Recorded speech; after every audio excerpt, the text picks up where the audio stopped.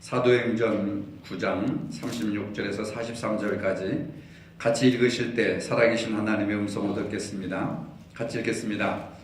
베드로가 일어나 그들과 함께 가서 이르매 그들이 데리고 다락방에 올라가니 모든 과부가 베드로 곁에 서서 울며 도르가가 그들과 함께 있을 때에 지은 속옷과 겉옷을 다 내보이거늘 베드로가 사람을 다 내보내고 무릎을 꿇고 기도하고 돌이켜 시체를 향하여 이르되 다비다야 일어나라 하니 그가 눈을 떠 베드로를 보고 일어나 앉는지라. 베드로가 손을 내밀어 일으키고 성도들과 과부들을 불러들여 그가 살아난 것을 보이니 온 요파 사람이 알고 많은 사람이 주를 믿더라. 베드로가 요파에 여러 날 있어 시몬이라 하는 무두장의 집에서 머무니라. 아멘. 종교개혁의 정신을 잘 표현해주는 신앙 고백 문서가 있습니다. 하이델베르크 요리문답이라고 하는 것입니다. 이 요리문답 86문에 보면은 이런 질문이 나옵니다. 왜 선행을 해야 하는가? 선행을 해야 한다는 사실에 대해서 반대할 사람은 아무도 없습니다. 모든 종교가 다 선행을 주장하고 또 가르치고 있습니다. 심지어는 길 가는 사람을 붙잡아 놓고 선행을 해야 하는지 하지 말아야 하는지 물어보면은 모두가 다 선행을 해야 한다고 대답을 합니다. 그러나 왜 선행을 해야 합니까? 라고 물으면은 아마도 대답이 천차만별일 것입니다. 어떤 사람은 선행을 하면은 언젠가는 보상을 받을 수 있기 때문에 선행을 해야 된다, 이렇게 대답할 것이고, 어떤 사람은 선행이 있어야 세상이 밝아지고 사람 사는 세상 같지 않겠느냐, 이런 대답을 할 것입니다. 성경은 이 선행이라고 하는 행위에 대해서 많은 사람들이 잘못된 생각을 가지고 있습니다. 율법의 행위를 통하여서 의를 확보하려고 하는 사람들이 있습니다. 율법을 통하여서 또 선행을 통해서 의로워진다고 생각하는 사람들이 있습니다. 대표적인 사람들이 바리새인들이었습니다. 이들은 성령의 도움 없이 인간 스스로의 힘으로도 얼마든지 선행을 행할 수 있다고 생각을 합니다. 그래서 자기들이 조그만 선행을 행해도 대단히 의롭다고 생각을 하고 의로워진 사람들만이 할 수 있다고 하는 특권의식을 가지고 있었습니다. 또 그 의를 통하여서 자기들은 구원을 얻을 수 있다고 생각을 했습니다. 오늘날에도 많은 신자들이 그렇게 생각합니다. 그 결과 자신이 죄인이라는 사실을 깨닫지 못하고 있습니다. 지옥에 가야 할 정도로 나쁜 사람이라고 생각하지 않습니다. 그래서 주님의 은혜를 멀리하고 주님의 말씀을 멀리하고 주님의 은혜에서 끊어지는 경우가 많이 있습니다. 바리새인들이 주님을 십자가에 못 박은 이유가 바로 여기에 있습니다. 우리는 율법을 행함으로 의로운데 예수와 그 무리들은 의롭지 못하는 행동을 하고 삶을 살기 때문에 죽여 없애야 자기들의 의가 드러난다고 생각을 했습니다. 행위에 관해서 잘못된 또 다른 생각은 선행을 불필요하다고 생각을 한다는 것입니다. 믿음으로 구원받았으면 되었지 교회에서 무슨 선행이 그다지 필요한가 생각해가지고 선행은 그다지 필요하지 않다고 생각하는 사람들입니다. 이렇게 생각하는 사람들에게 선행이라고 하는 것은 그저 교회와 사회를 건강하게 하고 조금 더 아름답게 하는 수단일 뿐이다, 이렇게 생각을 합니다. 선행이 있으면 좋지만은 없어도 그게 크게 문제될 것이 없다고 생각합니다. 믿음으로 구원받았으면 됐지 복잡하게 무슨 선행을 행할 것이냐, 나는 선행을 하지 않아도 얼마든지 믿음으로 구원받고 믿음 생활을 잘할 수 있다, 이런 생각을 하게 된다는 겁니다. 이 점에 있어서 하이델베르크 요리문답은 우리에게 좋은 지침을 제공해 주고 있습니다. 그럼 우리가 선행을 어떤 관점에서 바라보고 실천해야 되는지를 살펴보도록 하겠습니다. 인간은 죄를 지음으로 말미암아 하나님의 형상에서 완전히 떠났습니다. 하나님의 형상을 잃어버렸습니다. 이 형상을 잃어버렸기 때문에 인간은 비참하게 그늘과 흑암과 죄악 속에서 방황을 하게 됩니다. 주님은 이 비참에서 우리를 해방시키시려고 성령을 보내셔서 우리가 주님을 닮게 하셨습니다. 여기서 우리는 선행의 가능성을 보게 됩니다. 우리가 선행할 수 있게 된 것은 주님께서 우리를 성령으로 새롭게 하셨기 때문에 가능하다고 하는 겁니다. 선행은 아무나 할 수 있는 것이 아니라 성령으로 새롭게 된 사람만이 할 수 있는 하나님의 능력이라고 하는 사실입니다. 근데 많은 사람들이 이 선행을 윤리적인 개념이나 도덕적인 개념으로 격화시켜버리고 맙니다. 죄와 비참 아래에 있는 사람들은 하나님의 진노만 쌓을 뿐입니다. 선행은 이런 상태에서 새롭게 되고 성령의 능력을 가진 사람만이 행할 수 있다고 하는 사실입니다. 성령은 우리를 주님과 연합하게 하고 주님을 닮아가게 합니다. 주님은 이 세상에 있으면서 하나님의 뜻을 온전히 이 땅에 실천하셨습니다. 하나님은 성령을 이 세상에 보내셔서 하나님의 형상을 드러내도록 하셨습니다. 그래서 우리 믿는 사람들은 하나님의 형상을 닮은 하나님의 자녀들입니다.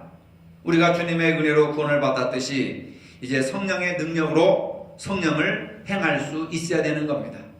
은혜로 구원받은 사람들은 거기서 끝나는 것이 아니라 성령의 능력으로 선한 행동을 해야 된다, 선행을 해야 된다고 하는 것이 성경 말씀의 가르침이라고 하는 겁니다. 선행을 통해서 우리는 하나님과 새로운 관계를 형성할 수가 있습니다. 우리의 모든 삶은 이제 하나님께 감사의 삶이 되는 겁니다. 하나님은 우리를 통해서 찬양을 받습니다. 로마서 12장 1절에 바울이 이렇게 말합니다. 우리 몸을 하나님이 기뻐하시는 산제사로 드리라. 이는 너의 영적 예배니라. 구원 이후에 우리 인간의 삶의 목표가 완전히 바뀌었습니다. 이제는 우리 삶의 목적이 우리 자신을 위한 삶이었다고 한다면 이제는 하나님의 영광을 드러내기 위한 것으로 바뀌었습니다. 웨스트민스터 신앙고백 일문답이 명시하듯이 지난주에도 이 말씀을 드렸는데, 사람의 제일된 목적이 무엇이뇨? 하나님을 영화롭게 하며 그분을 영원토록 즐거워하는 것이다. 인간이 사는 목적이 뭐냐? 하나님을 기쁘시게 하고 그 하나님과 영원토록 즐거운 영적인 교제를 이루는 것이다, 이겁니다. 주님이 기뻐하시는 일이 뭐냐? 예배도 중요하고 영적인 삶도 중요하지만 세상에 나아가서 우리가 선한 행실을 하고 선한 영향력을 끼치는 것이 주님을 기쁘시게 하고 영화롭게 하는 것이다 라고 말씀을 드릴 수가 있습니다. 우리가 믿음으로 구원받은 것도 중요하지만 구원받고 나서 하나님께 영광을 돌리는 것도 구원받는 것 못지않게 중요하다는 것을 놓쳐서는 안 되는 겁니다. 구원받는다고 하는 것은 어린아이가 어머니 뱃속에서 태어났습니다. 그 어머니가 이제는 내 할 일을 다 했다, 내가 아이를 해산했으니까 어머니 도리로서는 끝났다 하고 내버려 두면 그 아이는 죽는 겁니다. 그 아이를 내가 이 세상에 태어나게 했으면 자랄 때까지, 어른이 될 때까지 먹여주고 보살펴주고 옷도 해입히고 교육도 시켜야 되고 모든 뒷바라지들을 부모가 다 하는 겁니다. 마찬가지로 예수 믿고 구원받는 것으로 끝나는 것이 아니라, 출산으로 끝나는 것이 아니라 양육 단계가 필요한 것인데, 그 양육을 가장 잘할 수 있는 비결 중에 하나가 선한 일을 행하는 것이라고 하는 겁니다. 우리의 신앙이 점점점 잘할 수 있는 것은 봉사, 또 선한 행동, 이런 것들을 통해서, 활동을 통해서 우리의 믿음이 점점 자라가는 거예요. 근데 아이를 낳았는데 아이가 활동을 못하고 음식도 못 먹고 숨도 제대로 못 쉬고 하면은 인큐베이터에서 보호를 받아야 되고, 나중에 정상적인 기능을 하지 못하면 부모의 가슴에 못이 되는 거죠. 상처가 되는 거 아니겠습니까? 선행은 하나님께 영광을 돌리는 아름다운 행동이라는 것을 믿으시기를 바랍니다. 우리가 선한 행동을 많이 할수록 하나님이 기뻐하시는 거예요. 우리 영적인 삶이 건강해지는 겁니다. 선행은 구원을 가져다 주지 않지만은 구원과 관련된 중요한 영적인 유익을 가져다 준다고 하는 사실입니다. 구원이나 믿음은 우리의 눈에 보이지 않는 영적인 실체지만은 선행은 우리 눈에 보이는 성령의 열매라고 하는 사실입니다. 이 열매들은 우리의 신앙생활에 대단히 큰 유익을 주는 겁니다. 선행의 열매는 다른 사람들을 구원의 길로 인도합니다. 믿음의 열매인 선행은 불신자들에게 유익을 가져다 줍니다. 불신자들은 믿음이 없기 때문에 우리의 보이는 행실만 보고 판단을 합니다. 우리의 보이는 행실을 통하여서 우리의 믿음을 판단합니다. 예수를 믿는다고 하는데 그의 행실이 선하지 않는다면 불신자들이 그리스도의 복음에 관심을 가질 이유가 없습니다. 그러면서도 우리는 선행을 하지 않으면서 예수 믿으라고 전도하면서 전도지 뿌리면서 교회 나오라고 그 사람들이 뭐라고 그랬습니까? 너나 잘 믿고 너나 잘 살아라. 너처럼 살면 내가 교회 갈 필요가 없다. 이런 얘기들을 듣습니다. 가족들로부터 듣고 친구들로부터 듣고 같은 직장 생활하는 사람들이 그런 말을 합니다. 우리의 착한 행실을 보고 그들이 우리의 믿음을 판단합니다. 교회가 부흥하는 가장 좋은 방법은 성도들이 선행을 열심히 행하는 일입니다. 선행 없이 교회의 부흥은 있을 수 없습니다. 오늘 본문 36절에 보니까 요바의 다비다라 하는 여제자가 소개되고 있습니다. 예수님의 제자가 많지만 성경에서 그 여자의 이름을 언급하면서 여제자라고 소개하고 있습니다. 우리 예수님의 12제자만 생각했지 이 다비다라고 하는 또 다른 제자가 있다고 하는 것을 생각하지 못하는 겁니다. 왜 여제자임을 언급했는지 우리가 알아야 됩니다. 그것은 다비다가 주님의 사랑을 본받는 사람임을 말씀을 통해서 우리에게 증거를 해주시는 겁니다. 다비다라 하는 여제자가 있으니 그 이름을 번역하면 도르가라. 선행과 구제하는 일이 심히 많더니 그 사람의 비석에 써있는 문구처럼 또는 하늘나라의 생명책에 기록되어 있는 구절처럼 다비다라 하는 여제자가 있으니 그 이름을 번역하면 도르가라. 번역하니까 선행과 구제하는 일이 심히 많더라. 다비다라고 하는 이름 또는 도르가라고 하는 이름 같은 사람인데 그 뜻은 뭐냐? 눈이 아름다운 영양이라. 눈이 아름다운 한 마리의 아름다운 양이라는 뜻이 다비다와 도르가라고 하는 이름의 뜻이라고 하는 겁니다. 여러분 눈을 한번 크게 떠보십시오. 눈이 아름다운 사람이 있습니까? 다비다는 아람어식 이름이고 도르가는 히브리식 이름입니다. 다비다는 자기 이름처럼 아름다운 눈으로 세상을 바라보며 살았습니다. 눈이 아름답다는 얘기는 쌍꺼풀 수술을 해서 아름다운 눈이 아니고 남을 불쌍히 여기고 긍휼히 여기는 눈을 가진 사람이라고 하는 뜻입니다. 똑같이 두 눈동자로 세상을 바라보고 사람을 바라보는데 어떤 사람의 눈은 그 사람을 비판하고 정죄하고 판단하는 눈을 가진 사람이 있는가 하면 어떤 사람의 눈은 그 사람이 불쌍히 여기고 긍휼히 여기는 눈을 가진 자비의 눈을 가진 사랑의 눈을 가진 사람이 있단 말입니다. 우리 성도들은 어떤 눈을 가져야 됩니까? 눈이 아름다운 그런 성도들이 되시기를 바랍니다. 다비다와 같은 믿음을 가지시기를 바랍니다. 그 증거로 잠언 22장 9절에 보니까 선한 눈을 가진 자는 복이 있나니 이는 양식을 가난한 자에게 주민이라. 선한 눈을 가진 사람은 복이 있다. 가난한 사람에게 먹을 양식을 나눠주는 사람이 선한 눈을 가진 사람이라는 겁니다. 선한 눈을 가짐으로 선한 것을 보시고 긍휼히 여기는 마음, 불쌍히 여기는 마음을 가지시기를 바랍니다. 눈은 마음의 등불이라고 성경은 말하고 있습니다. 마음이 선하면 이 눈이 선하게 보이는 거예요. 그러니까 마음이 불편하면 눈이 불편하게 되는 겁니다. 세상 보는 모든 것이 불편하고 불평과 원망으로 보게 되는 겁니다. 다비다는 자기 이름대로 선행과 구제하는 일을 심히 많이 했습니다. 그런데 다비다가 죽었습니다. 37절에 보니까 그때 병들어 죽음에 시체를 씻어 달하게 누이니라.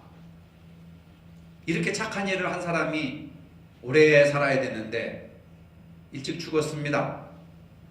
마침 베드로가 근방에 와 있다는 소식을 듣고 베드로에게 급하게 달려와 좀 와서 좀 도와달라고 요청을 합니다. 베드로가 도착하니 모든 과부가 베드로의 곁에 서서 울면서 다비다가 그들과 함께 있을 때 지어준 속옷과 겉옷을 보여줬습니다. 이 사람이 이런 사람입니다.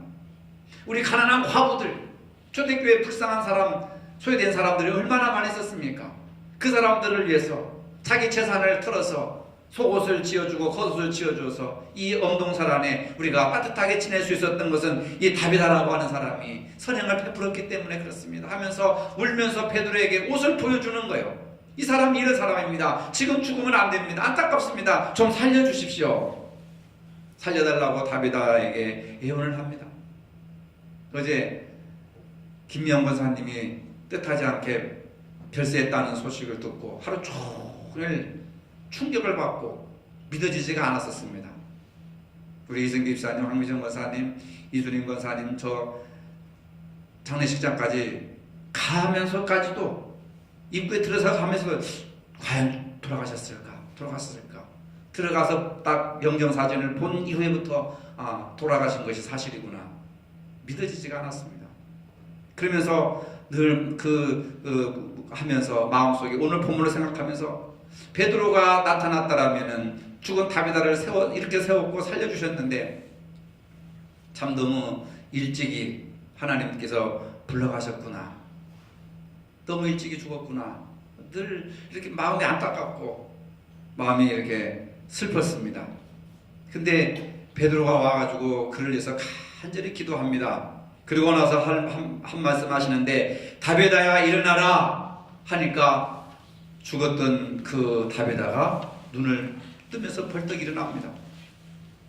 이것은 무엇을 얘기하느냐? 단지 죽은 사람을 다시 살렸다고 하는 그런 베드로의 능력이 중요한 것이 아니라 죽은 자를 살릴 만큼 선행이 얼마나 아름다운 행실인지를 우리에게 말해주고자 하는 겁니다. 여러분, 선행을 많이 하면 예수님께서도 안타깝게 여기시고 예수님께서 사랑하시고 베드로를 통해서 성령께서 그를 살려주신다고 하는 것을 믿으시기를 바랍니다. 죽었다가 살아나서 몇 년 더 생명을 연장받는다고 하는 이것이 중요한 것이 아니라 선행을 행하는 사람은 죽어서 죽은 사람이라도 살릴 만큼 주님께서 그런 마음을 가지셨다고 하는 것.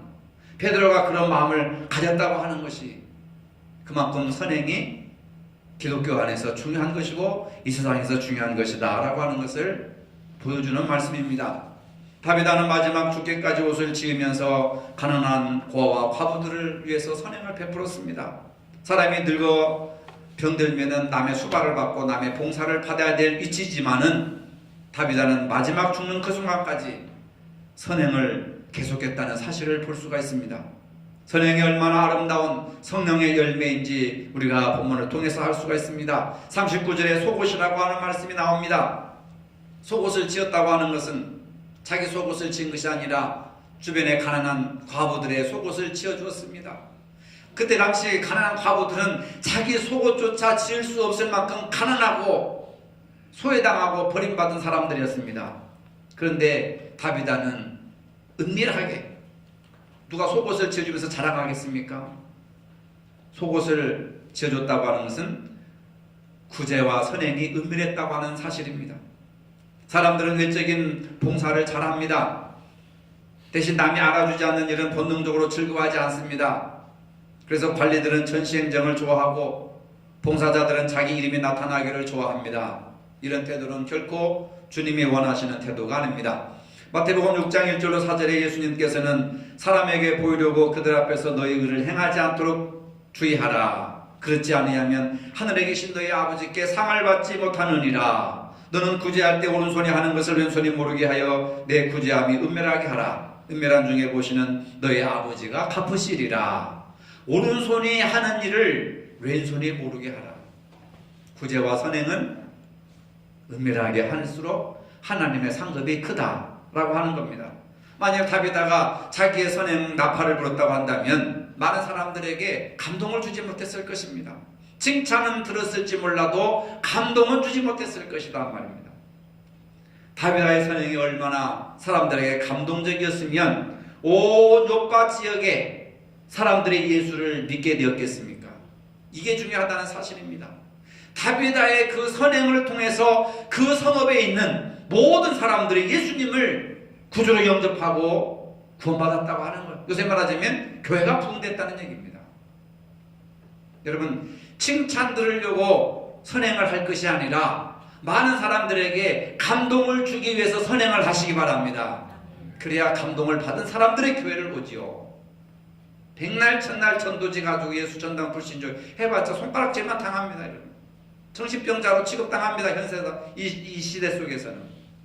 그러나 은밀하게 오른손이 하는 것을 왼손이 모르게 은밀하게 구제하고 은밀하게 선행하면 감동을 받고 그 사람들이 언젠가는 욥바 사람들처럼 예수님을 영접하게 된다고 하는 사실입니다. 다윗의 선행과 구제가 사람들을 감동시켰습니다. 이제 우리는 어떻게 해야 됩니까? 이사야 1장 17절에 선행을 배우며 공의를 배우며 학대받는 자를 도와주며 고아를 위하여 신원하며 과부를 위하여 변호하라 하셨느니라. 선행을 배워야 하는 겁니다. 공의를 배우라 말씀하셨습니다. 남이 선한 일을 하는 것을 무관심하게 보지 말고 그것을 본받으라. 오늘 우리가 왜 사도행전 9장을 읽어야 됩니까? 다윗의 이야기를 하기 위해서가 아닙니다. 다윗가 그렇게 살았고 성령을 통해서 베드로가 그를 살리셨고 다시 선행을 할 수 있도록 생명을 연장시켜 주셨습니다. 그렇다고 한다면 사도행전 9장을 읽고 설교를 듣는 저와 여러분들은 이제 앞으로 구원받은 사람들은 여기서 만족하고 끝나는 것이 아니라 성령의 능력으로 하나님이 기뻐하시고 예수님이 원하셨던 성령의 열매인 선행에 우리가 앞장서야 된다 하는 결단을 가지기 위해서 성령께서 저희 입술을 통해서 오늘 본문을 여러분들에게 주시는 겁니다. 야고보서 4장 17절에 선한 일을 행할 줄 알고 행하지 아니하면 그것이 죄니라. 부담스럽지요? 선한 일을 행할 줄을 압니다. 성경을 통해서 선한 일을 해야 되지. 하지만 그것을 알고도 행하지 아니하면 죄가 된다고 했습니다. 여러분, 나쁜 짓을 한 것만이 죄가 아니에요. 우리는 죄하면 내가 남의 것을 훔쳤어, 도둑질했어, 살인강도짓을 했어, 나는 안 했어, 죄가 없어 이렇게 생각합니다. 그런데 선한 일을 행하지 않으면 그것이 죄라고 했습니다. 상당히 부담스러운 내용이죠. 요한사무서 11절에 선한 것을 본받으라. 데살로니가전서 5장 15절에 항상 선을 쫓으라. 디모데전서 6장 18절에 선한 일을 행하고 선한 사업에 부하라. 그 외에도 수많은 구절에서 우리에게 선한 일을 행하라고 강조하고 있습니다. 성경에서 선한 일을 한 사람, 누가복음 10장에 나오는 선한 사마리아 사람이 대표적인 예가 되겠죠. 강도 맞는 사람을 보고 제사장과 레위인도 하지 못하는 일을 사마리아인이 다가가서 기름을 발라주고 포도주를 발라주고 주막까지 데리고 가서 먹여주고 재워주고 여비까지 돌보아 주라고 했습니다. 그 사람을 가리켜서 예수님은 이웃이라고 말씀해 주셨습니다. 우리가 선한 일을 할 때 칭찬받으려고 상 받으려고 해서는 안 됩니다. 선한 일을 하면 그것을 시기하는 사람들이 많이 있습니다. 교회에 충성하면 다 박수 쳐주고 격려한 일이 나타나는 것이 아닙니다. 종종 시기하는 일들도 많이 있습니다. 선한 일을 하다가 상처받고 시험 들릴 경우도 종종 일어납니다. 선한 일을 할 때 비난할 사람도 있다고 하는 것을 성경은 말씀해 주고 있습니다. 그러나 겁난다고 해서 선한 일을 포기하지 말라고 하는 겁니다. 갈라디아서 6장에서 이런 말씀하셨습니다. 선을 행하되 낙심하지 말아라. 선을 행하되 낙심하지 말아라. 왜? 시기하고 질투하는 사람들이 있다. 손가락질하는 사람들이 있다. 배아파는 사람들이 있다. 그러나 선을 행하되 낙심하지 말고 끝까지 포기하지 말고 선을 행하라. 그것이 하나님의 뜻이라고 하는 겁니다. 요즘 많은 사람들이 위기를 맞았다고 합니다. 무엇을 하다가 위기를 맞았습니까? 실제로 경제적으로 위기의 요소들이 많이 나타나고 있습니다. 왜 위기가 왔는지 따져볼 때 바로 우리가 잘 먹고 잘 살 때 선이 없었다는 사실입니다. 우리가 선을 행하다가 위기를 맞았다면 하나님께서 보상해 주실 것입니다. 무엇을 하다가 우리가 위기를 맞았습니까? 자기 욕심을 채우려다가 위기를 맞았습니다. 자기 하나 잘 살려고 발버둥 치다가 위기를 맞았습니다. 그렇게 예수 믿고 열심히 기도하고 복받기를 원했는데 왜 위기가 왔습니까? 주님의 교회를 위해서 믿음으로 충성한 흔적 때문에 위기가 왔다면 하나님께서 말씀대로 30배, 60배, 100배로 채워주실 것을 믿습니다. 그러나 하나님의 교회를 위해서 위기가 온 것이 아니고 하나님 나라 확장을 위해서 위기가 온 것이 아니고 우리의 욕심과 욕망을 채우기 위해서 위기가 온 것에 대해서 위기 속에 숨지 말고 이 위기 속에서 더 손을 펴서 주머니를 열어서 우리가 선행을 해야 된다는 사실입니다. 그래서 이사야 선자는 선행을 배우라고 했습니다. 왜? 가르쳐주는 사람이 없으니까, 저절로 되는 것이 아니니까 말씀을 통해서 선행을 배워라. 복음은 하나님의 능력과 우리의 선행이 함께 역사하는 겁니다. 예루살렘 초대교회가 폭발적인 부흥의 역사가 일어났습니다. 그 당시 교회가 열심히 전도했는데 전도의 배후를 보면은 내 것 내 것을 다 가져다가 서로 동용하고 가난한 사람들을 구제하고 선행이 앞섰습니다. 선행으로 백성들에게 칭송을 받았습니다. 예루살렘 교회가 선행을 했습니다. 그래서 부흥이 되었습니다. 교회가 선행을 베푸니까 온 백성들이 감동을 받고 반응을 시작하는 겁니다. 요즘 한국교회가 비판받는 것은 교회가 교회 안에서만 잔치하고 있다, 자기들만 잘 먹고 흥청방청 놀고 있다, 이런 비판을 많이 받습니다. 교회 안에서만 하나님의 은혜, 하나님의 사랑을 말합니다. 반대로 우리가 받은 사랑, 은혜를 전부 교회 밖으로 보내야 복음의 역사가 일어난다고 하는 사실입니다. 우리가 받은 은혜를 가지고 세상을 섬겨야 합니다. 우리의 선행에 전도의 역사가 일어납니다. 우리의 선행에 부흥의 역사가 일어납니다. 예루살렘 교회는 넘치는 구제와 선행의 열정을 가지고 교회가 힘썼습니다. 그 사실을 놓치면 안 됩니다. 이제 우리가 하나님이 주신 복으로 감사할 것이 아니라, 만족할 것이 아니라 그것을 나누어주고 베풀어주고 꾸어줘야 됩니다. 그래서 금년에 보세요 여러분, 선을 행함으로 주의 복을 나누는 교회. 따라봅시다. 선을 행함으로 주의 복을 나누는 교회. 여기 쳐다보세요. 여기 쳐다보고. 선을 행함으로 주님께 받은 복을 나누어줘야 되는데, 나누어주고 꾸어주고 베풀어주자. 이제는 주는 교회가 되어야 됩니다. 여러분, 쓸어 담는 교회가 되면 안 돼요. 주는 교회. 우리가 선을 행함으로 주님께서 주신 축복을 이제는 나눠주는 교회. 선행을 도덕적 개념으로만 보아서는 안 됩니다. 선행은 영적인 열매입니다. 이런 차원에서 선행은 영적으로는 복음이요 전도의 열매입니다. 도덕적으로서는 이웃을 사랑하는 것입니다. 이웃을 사랑하는 사람이 하나님을 사랑할 줄도 압니다. 이 두 가지는 분리되는 것이 아니라 함께 가는 겁니다. 함께 있는 선행이 하나님이 받으시는 선행이고, 우리 안에서 복음의 역사가 일어나는 선행입니다. 예수께서 금식하실 때 머리에 기름을 바르고 구제할 때 오른손이 하는 것을 왼손이 모르게 하라고 강조하셨습니다.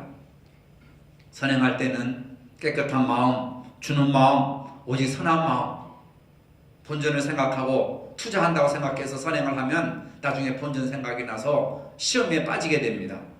깨끗한 마음으로 선행해야 됩니다. 주는 마음으로, 선한 마음으로 하라고 하십니다. 그래야 하나님으로부터 받을 상급이 크다고 말씀하셨습니다. 종말론적으로 의인들의 부활 시에 하나님 앞에 가서 보상이 있습니다. 이 땅에서는 우리가 아무것도 바랄 것이 없습니다. 모처럼 선행에 왜 피곤이 있고 낙심이 있는지, 왜 원망을 해야 됩니까? 작은 선행이라도 하나님 앞에서는 신앙적으로 하고, 성경에 보면은 작은 소자에게 물 한 그릇을 대접하는 자에게 내가 결단코 그 상을 잃지 않겠다. 여러분, 오늘 이 설교를 듣는 여러분, 남을 위해서 물 한 바가지라도 또는 물 한 컵이라도 남에게 섬기고 베풀 줄 아는 그러한 결단을 하시기를 바랍니다. 자기 자신에게 겸손하고 진실한 동기로 선을 행하시기를 바랍니다. 선행을 통해서 우리가 기뻐지고 행복해지고 즐거워지고, 또 구원받은 사람들이 마땅히 해야 될 성령의 역사고 교회 부흥의 지름길이고, 또 하나님 앞에 받을 상급을 우리가 함께 누리는 이 기쁨의 아름다운 열매를, 금년의 열매를 맺으면서 하나님께 영광 돌리는, 하나님 앞에 더 큰 축복을 받으시기를 주님의 이름으로 축복합니다. 거룩하신 아버지, 금년에는 우리 모두가 다 다비다의 이름처럼 눈이 아름다운 성도로 이웃을 바라보고 선을 행할 수 있는 저희들이 되게 하여 주시옵소서. 선을 행함으로 주님의 복을 나누어주는 교회가 되게 하여 주시고, 나누어주고 베풀어주고 꾸어주는 그런 삶을 살아갈 수 있도록 축복하여 주시옵소서. 예수님의 이름으로 기도합니다. 아멘. 이제는 우리 주 예수 그리스도의 은혜와 하나님 아버지의 무한하신 사랑과 성령의 교통하심이 선을 행하며 살기를 원하는 모든 성도들 머리 위에 이제로부터 영원토록 함께 하시기를 축원하옵나이다. 아멘.